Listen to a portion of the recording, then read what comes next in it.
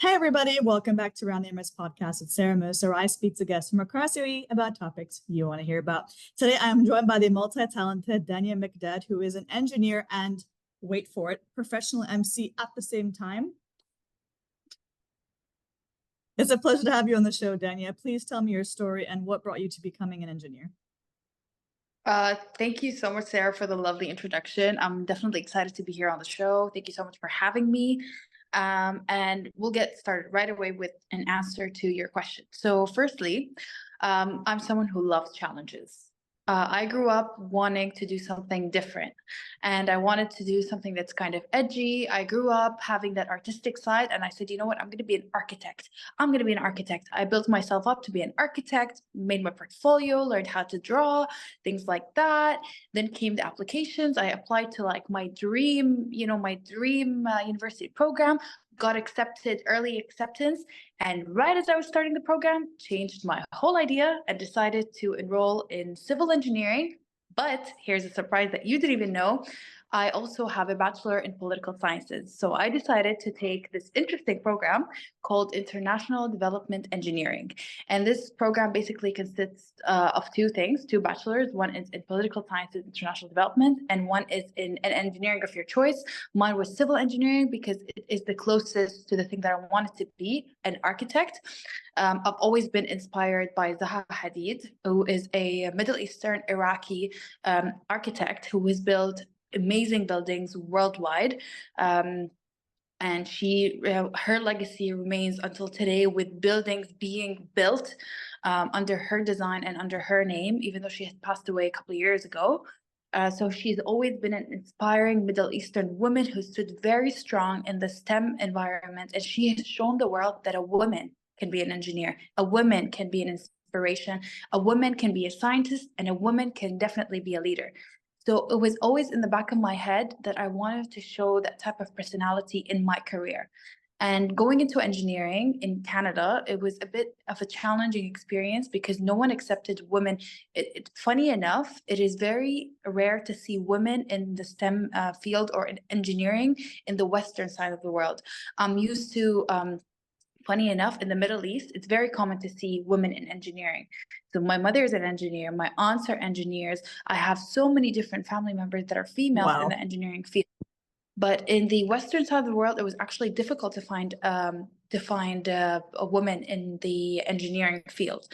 But you know what? I decided I need to go. I'm gonna go in. I'm gonna prove to the world that a woman can. And indeed, I went in. However, I also took my political sciences degree, which I really wanted to.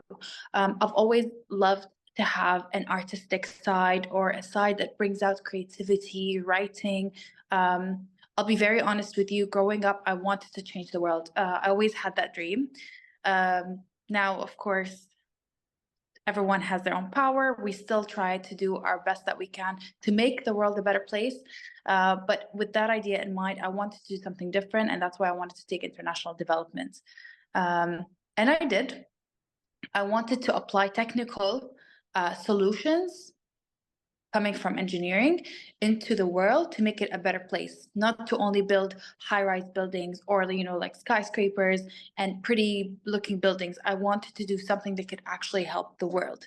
And honestly, to where I am today, I'm very happy that I am actually doing that. So what I actually work as, I'm an engineer for people with disabilities. This is in the government of Abu Dhabi, United Arab Emirates. I work here to ensure that infrastructure around the city of Abu Dhabi is welcoming to different disabilities. So people that are blind, with visual impairments, people with hearing impairments, people that are deaf, of course, people on wheelchairs and other different types of disabilities. Of course, that takes a lot of public policy standards, also technical knowledge as well. So I'm very happy that I was able to combine both of my degrees into one. And I really do hope that from now on forward, I can continue to do so and probably use my technical background in different aspects, different to help different marginalized communities. And we'll see how that goes. So that is for my engineering side of the story. Being a professional MC, I actually got a certificate in presenting. And the reason why I did that was because A, we were coming out of COVID. I wanted something interesting to do. B, funny enough, as I took the certificate, my parents then showed me videos of when I was a child, like a 6-year-old, holding whatever I have and acting like a presenter. So I've always loved speaking out. I've always loved being a teacher or teaching people, and it has always been like a side thing. Maybe it was hidden elsewhere, and then it just came out of like, I don't know, like COVID or whatnot. Actually, the story behind that is at some point in my life, I was having a very low point in my life, and I took myself out and decided to make videos on TikTok a long, long time ago. TikTok was not even like popular yet. It was just the start of COVID. Um, there were no jobs. Everything was just like new to me. And I decided, okay, I'll take out my energy and put it on TikTok. Then someone found my TikTok account, someone found my videos, and then they were like, oh, like interesting. Do you want to come on a game show on TV? And I was like, yeah, sure, let's do that. Interesting. So then I went on the game show, and the producer was like, Dania, I really think that you should be more than a participant. You should really consider being a presenter. I was like, okay, how do you start with that? He's like, I think you should take a certificate. I was like, okay, all right, I'll think about it, put it on the side. And then COVID, end of COVID came, and I was like, you know what, I need something interesting in my life. What should I do? And then I remembered, oh, maybe I should just take a course in presenting just for fun. And then I did that. And the person who gave me the course was very like, oh, that's so you're good. I think you just have it naturally. You should build on it. You should invest in yourself. And I was like, okay, like that's fine. I do have my own job right now. I work full time. I was like, okay, that's fine. Um, and then fast forward after the course, someone found me from one of the channels on YouTube and Instagram and stuff. And they were like, oh, do you want to present? And then I started presenting part-time. So this is how I came out to be right now, what I am.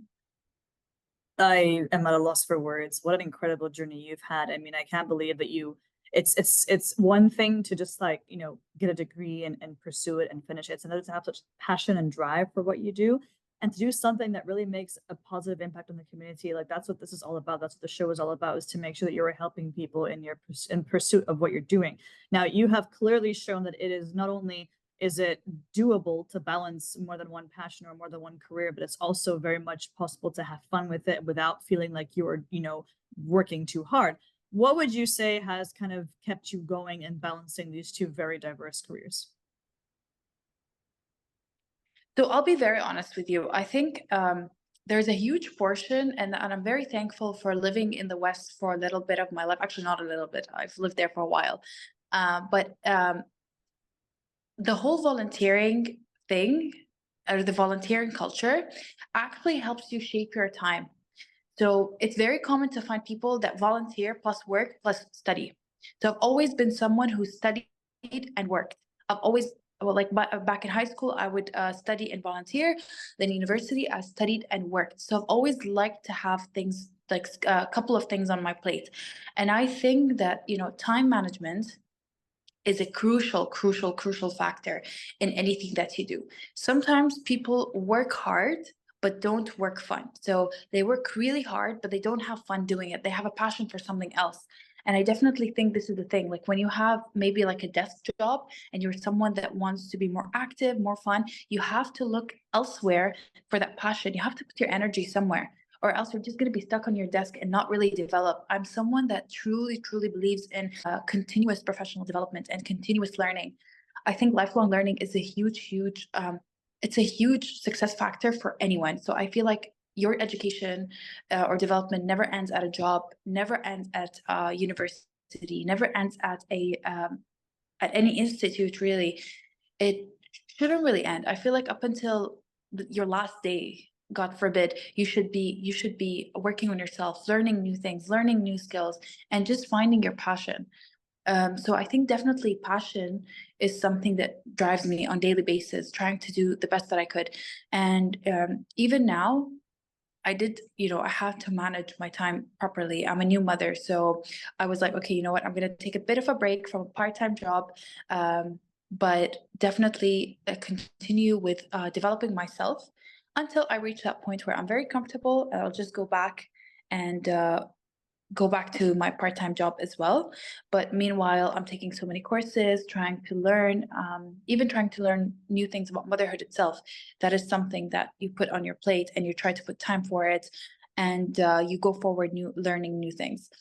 So I think it's just, taking life as a journey, taking it the fun way, trying to balance out things that you like, things that you have to do, things that are crucial in life, your needs, your wants. Balancing all these things will push you to basically do whatever you want in the time that you have. Honestly, you're answering all my questions without me even trying. I love it. You're one of the easiest guests I've ever had. I'm sorry. No. Why are you apologizing? You're making my job so easy. Like I'm just sitting here like drooling over you, like, oh my God, what an amazing story. I guess my next question for you would be, is there something in specific or kind of like a major milestone in your life which you feel truly shaped who you are and helped you to kind of become the person that you are today? So this is actually a very difficult question that I personally don't even have an answer for when I reflect on myself, because I had so many different milestones in my life that shaped who I am today. But that was something that kind of shaped my, let's say, career, or shaped my perspective on life, is that I once took I guess a crazy step of working in an island called St. Kitts and Nevis. So I don't know if you've ever heard of St. Kitts and Nevis. It's one of the Caribbean islands. You can't even find it on Google because it's very, very small. It's a lovely island, but I think it only has like 20,000 people on the island. I was very recognizable in the island.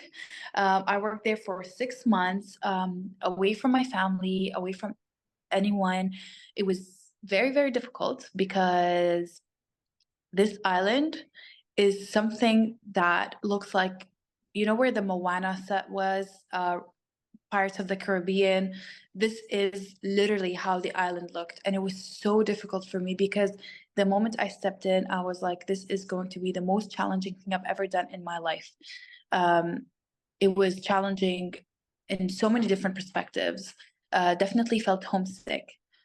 Uh, but it taught me that one, time solves everything and anything. And as long as you're alive, your health is fine, time will solve everything. And the next day you wake up, you're doing something great again. And honestly, this island was so magical. It was so magical because it had so many different memories, that kind of like are stuck in my brain and stuck in my heart and drive me on daily basis. So this is where I actually first started working with people with disabilities in I would say below developing country. It just started developing because it's one of the most recent islands to gain independence from colonization. So it was a huge milestone in my life. I came back really motivated to firstly work for marginalized communities, secondly work for people with disabilities, and I knew that the two majors that I took can be combined and can actually be applied. I worked with one of the development banks, so it was the Caribbean Development Bank, and I gained a lot of knowledge on how these banks work and how projects work and all these kind of stuff. And I'll be very honest with you, growing up, I really wanted to go back to Iraq and make Iraq a better place. So Iraq is where I am originally. And this experience allowed me to, you know what, even if I can't go back right now to my own country, there are definitely marginalized communities everywhere else in the world that also could benefit from engineers, could benefit from women in engineering, because women in engineering have a very different perspective. When we go visit these places, we know how mothers feel. We know how women in marginalized communities feel. These minor this very, very minimal small population or part of the population, how do they feel? How do children feel? And I feel like this is a perspective that women bring into engineering.